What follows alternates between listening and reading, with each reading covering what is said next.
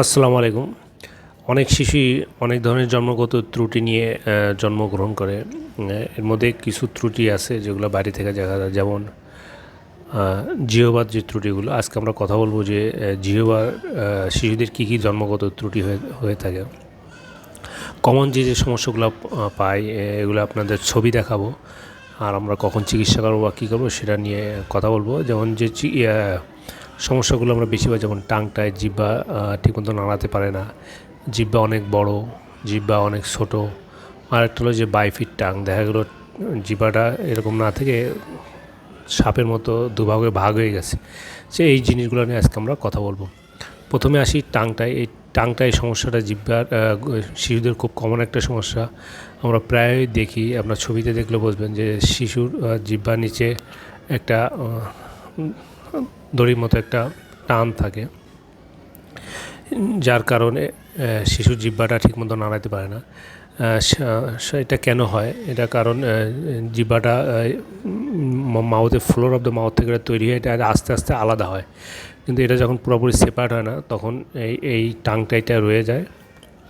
আর এটা থাকলে কী সমস্যা হবে? এটা থাকলে যেটা সমস্যা হবে যে বাচ্চা যখন বুকের দুধ খাবে, তখন এটা ভালো করে টানতে পারবে না, কারণ তার জিহ্বার মুভমেন্ট কম থাকবে। এজন্য সে কী করবে? নিপল ধরে কামড় দেবে।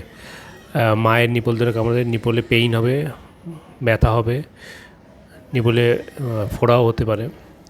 তারপরে বাচ্চা সবসময় বুকের দুধ কম পাবে, বাচ্চার গ্রোথ কম হবে, কিছুক্ষণ পরপরই বাচ্চা খেতে চাবে। আর আরেকটা হলো যে যদি টাংটাই বেশি থাকে, এটা গ্রেডিং আছে, গ্রেড 1 টু গ্রেড 4। যদি গ্রেড 4 থাকে, এটা সবচেয়ে খারাপ। এটা একেবারে সামনে পর্যন্ত বন্ধ থাকে। তো সামনে পর্যন্ত বন্ধ থাকলে যেটা হবে যে যেসব সব কথা আমরা বলার সময় জিহ্বাটার তালুতে লাগে, সেসব শব্দগুলো যেমন ট, ঠ, যে তালব্য বর্ণ যেগুলো যে তালুতে গিয়ে লাগে, সেসব শব্দগুলা, বর্ণগুলা সে ঠিকমতো উচ্চারণ করতে পারবে না, সমস্যা হবে। এটার চিকিৎসা কী? চিকিৎসা হলো যে যেহেতু বাচ্চা 9 মাস পর থেকে কথা বলা শুরু করে, এই জন্য এটা যে অপারেশন, এটা 9 মাসের আগেই করতে হবে। 9 মাসের আগে করলে বাচ্চা সম্পূর্ণ স্বাভাবিক বাচ্চার মতো কথা বলতে পারবে। এই জন্য এটা অবশ্যই চেষ্টা করবেন 9 মাসের আগে অপারেশন করে ফেলতে। আর 9 মাসের পরে করলেও করা যায়, যে কোনো সময় করা যায়, কিন্তু তখন যে চেঞ্জগুলো হয়ে যায়, সেটা চেঞ্জ হতে অনেক সময় লাগে, অনেক সময় পুরোপুরি চেঞ্জ নাও হতে পারে। এখন আসি যার একটা আছে যে ম্যাক্রোগ্লোসিয়া বা বড় জিহ্বা। আমরা দেখবো যে বাচ্চার জিহ্বা অন্যান্য বাচ্চাদের তুলনায়, বয়সের তুলনায় অনেক বড়, মুখ ভর্তি জিহ্বাটা আছে। তার কী কী সমস্যা হবে? যে যদি ম্যাক্রোগ্লোসিয়া থাকে বা জিহ্বা যদি বড় থাকে, দেখা যাবে স্যার মুখ কখনো বন্ধ করবে না, মুখ সবসময় হা করে রাখবে, মুখ থেকে সবসময় লালা পড়বে।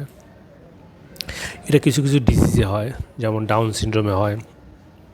তারপর Beckwith Wiedemann syndrome আছে, এখানে হতে পারে অনেক সময় রক্তনালীর টিউমার হেমানজুমা হয়ে জিহ্বা এরকম বড় হতে পারে। আবার অনেক সময় দেখা গেলো যে নিচে র্যানুলা বা মিউকাস সিস্ট অনেক বড় হয়ে জিহ্বা, প্রেশার দিয়ে জিহ্বাটা অনেক বড় মনে হচ্ছে। সেক্ষেত্রে র্যানুলা বা এই থাকলে সেটা অপারেশন করা লাগে। আর যদি এরকম জিহ্বা বড় কোনো ডিজিজে থাকে, আমরা অবজার্ভ করবো যে এটা ইমপ্রুভ হয়ে যায় কিনা। যদি রক্তনালীর টিউমার হয়, তাহলে ওষুধ খেলে কমে যাবে। আর যদি ডাউন সিনড্রোম বা Beckwith Wiedemann syndrome হয়, যদি তার কথা বলতে বা এসে খুবই সমস্যা হয়, সেক্ষেত্রে আমার কিন্তু রিকনস্ট্রাকটিভ সার্জারি করা লাগবে। একটা আছে যে মাইক্রোগ্লোসিয়া বা জিহ্বা ছোটো হয়ে যাওয়া। আমরা দেখবো যে রুগীর জিহ্বাটা ওই বয়সের তুলনায় বাচ্চাদের থেকে অনেক ছোট। বাচ্চা ঠিকমতো কথা বলতে পারবে না, খেতে তার সমস্যা হবে। তার দেখা যাবে যে চোয়ালের গ্রোথটা, নিচে যে চোয়াল, এই চোয়ালটা ছোটো থাকবে। অনেক সময় দেখবেন যে চোয়াল একেবারেই ছোটো, মুখটা বড় কিন্তু চোয়ালটা অনেক ছোটো। তো এগুলো দেখে বুঝবো যে তা আমরা মাইক্রোগ্লোসিয়া আছে। তো মাইক্রোগ্লোসিয়া থাকলে যে আচ্ছা সমস্যাগুলো তো বললাম। আর এটা যে চিকিৎসা হলো, আমরা এটা স্পিচ থেরাপি দেবো। স্পিচ থেরাপি দিলে অনেকটা ইমপ্রুভ করবে। আর হলো রিকনস্ট্রাকটিভ সার্জারি করতে পারি, সেটা যদি খুব বেশি সমস্যা হয়। আর একটা হলো যে বাইফিট টাং, যেটা দেখতে অনেকটা সাপের মতো মনে হবে। জিহ্বাটা আপনার সোজাসুজি লম্বালম্বি না থেকে এরকম ভাগ হয়ে থাকবে। কোনোটা ভাগ হালকা থাকতে পারে, কোনোটা অনেক বেশি থাকতে পারে। যদি হালকা থাকে তাহলে তেমন কোনো সমস্যা হয় না, কিন্তু যদি ভাগ অনেক বেশি থাকে তাহলে এটা অপারেশন করা লাগে।